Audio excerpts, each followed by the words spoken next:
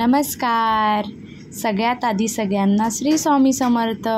मी दीक्षा गुरव माझ्या कोकण कन्या या यूट्यूब चॅनलवरती तुमचं स्वागत करते. तर मी आज बनवणार आहे काहीतरी वेगळं, म्हणून माझ्याकडे काचेचे बाऊल होते ते मी काढले आणि मी रेसिपीला सुरुवात केली.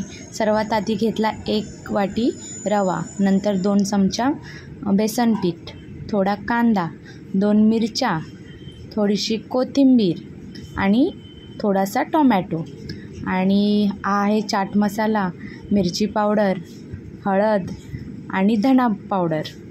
असं मी सर्व साहित्य घेतलं आणि एका बाउलमध्ये 1 वाटी रवा घेतला आणि त्याच्यामध्ये 2 चमचे बेसन घेतलं होतं, ते दोन्ही मी एकत्र घेतले आणि त्याच्यामध्ये पाणी टाकून एकत्र मस्तपैकी मिक्स करायचं होतं मला, म्हणून पाणी घेऊन ते मिक्स केलं. मस्त एका डायरेक्शनवरती जेवढं आपल्याला लागेल तेवढं पाणी घेऊन ते मिक्स करून ठेवायचं. आणि हे 5 मिनटं जेवढं लागेल ना तसं थोडं थोडं पाणी घेऊन एका साईडनेच असं हलवून त्याला गुठल्या येऊ देऊ नयेत अशा ह्याच्यामध्ये ते भिजवून घ्यायचं.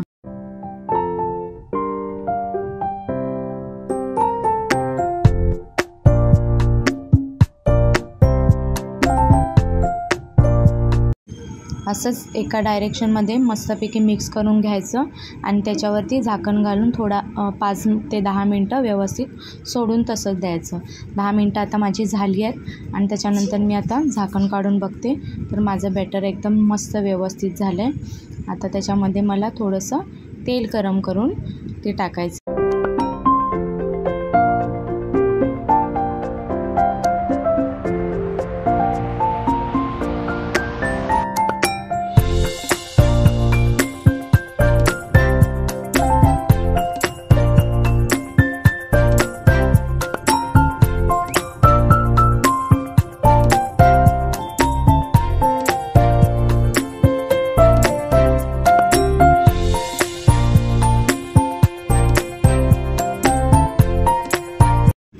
तेल टाकून बॅटर व्यवस्थित तयार केलं. मग त्याच्यामध्ये कांदा, नंतर मग टोमॅटो असं सर्व मी कटिंग करून ठेवलं होतं साहित्य, जे तुम्हाला व्हिडिओच्या सुरुवातीला दाखवलं होतं, ते सर्व मी मिक्स करून घेतलं.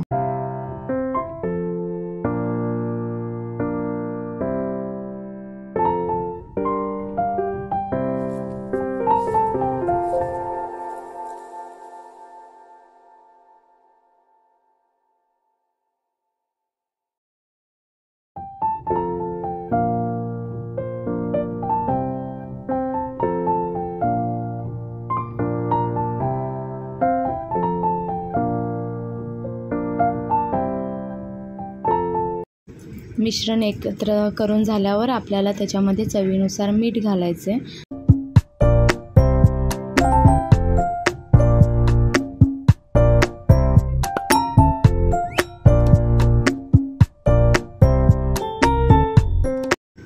त्यानंतर आपण जे गरम मसाले ठेवले होते, चाट मसाला, मिरची पावडर, हळद आणि धना पावडर, हे सर्व टाकून पुन्हा एकदा व्यवस्थित मिक्स करून घ्यायचं.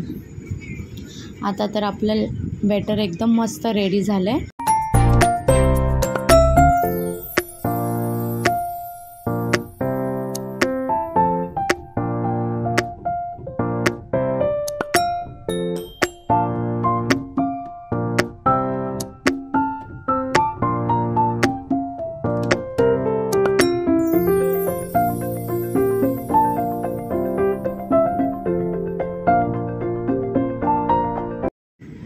आता आपल्याला गॅस चालू ठेवून गॅसवरती मी एक पॅन ठेवला आहे, त्याच्यामध्ये तेल घातलं आहे आणि थोडं त्याच्यामध्ये ते बॅटर टाकलं आहे आणि मस्त स्लो गॅस करून ते त्याच्यावरती थोडं थोडं तेल चमच्याने सोडून मस्त आपल्याला लाल खरपूस असं ते बॅटर भाजून घ्यायचं आहे.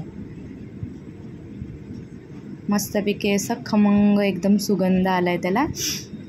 तर अजून तुम्हाला एवढं पण सांगते, इथे मी तुम्हाला जास्त तेलामध्ये पण फ्राय करून दाखवलं आहे आणि तुम्ही पाहिजे असेल तर कमी तेलामध्ये पण फ्राय करू शकता.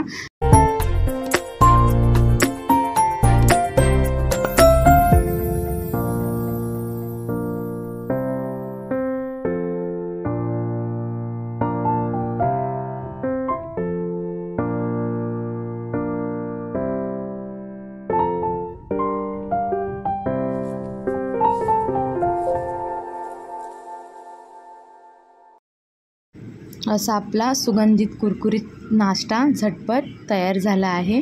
मग मी थोडा गॅस स्लो केला आणि म्हटलं चला थोडं कमी तेलामध्ये पण करून बघू आपण।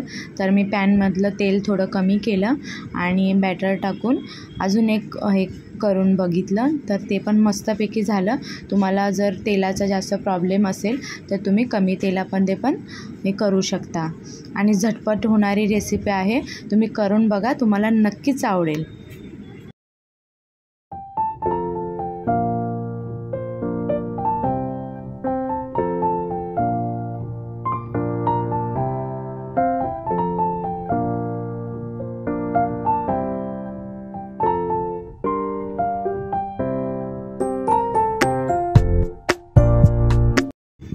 विशेष म्हणजे हा पदार्थ मुलांना खूप आवडेल आणि मुलं टिफिनमध्ये पण घेऊन जाऊ शकतात।